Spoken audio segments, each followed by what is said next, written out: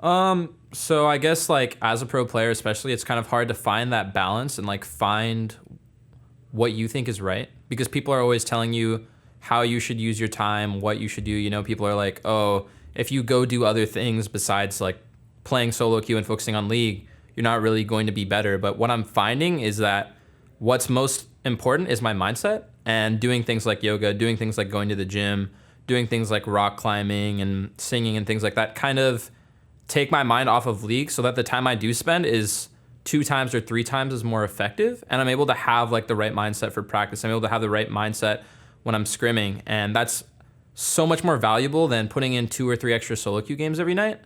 And so I'm kind of finding that balance in my life or finding like exactly what I need to do every day to be the best I can be. So it's like the law of diminishing returns. You get to a point where you're just grinding yourself down instead of actually helping. exactly. And I feel like a lot of pros right now just, you know, they go through scrims, and then after that they play solo queue games and they're not really getting that much out of it.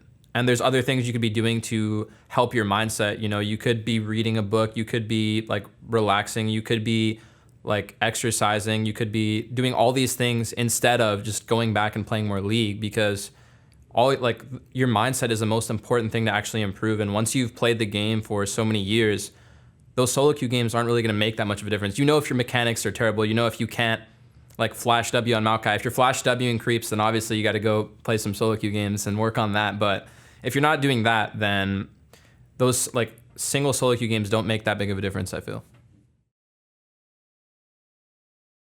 Usually we communicate through pings. Every single time I die, my whole team spams missing pings on my body, so make me feel extra bad for messing up.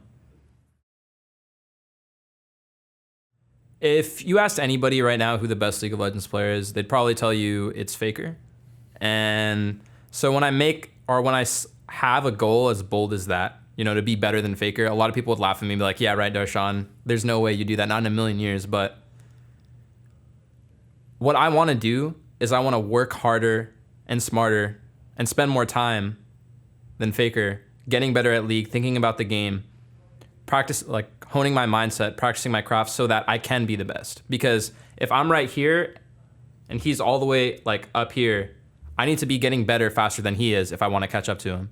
So that's what it means to me. Living every day, trying to be better, trying to focus on what I can do better than everyone else, because the second you slip or the second you give up, somebody else is going to pass you. You know, it's so competitive and people are thinking every day how they can one up their opponent, how they can be better. And so that's what it means to me. When I have a goal of being the best, that goes into how I spend my every day just thinking about improving at the game and improving myself so that I can be the best. And that's what being the best means to me. You know, it's not just some lofty goal I threw out there and I'm like, yeah, being the best would be great. You know, everyone says they want to be the best. Everyone wants to be great, but do they actually want to put in the hour and the thought and the time and the sacrifice that it takes to actually get there? And that's what I mean when I say that. And that's how I try and live every day. We go on the way. We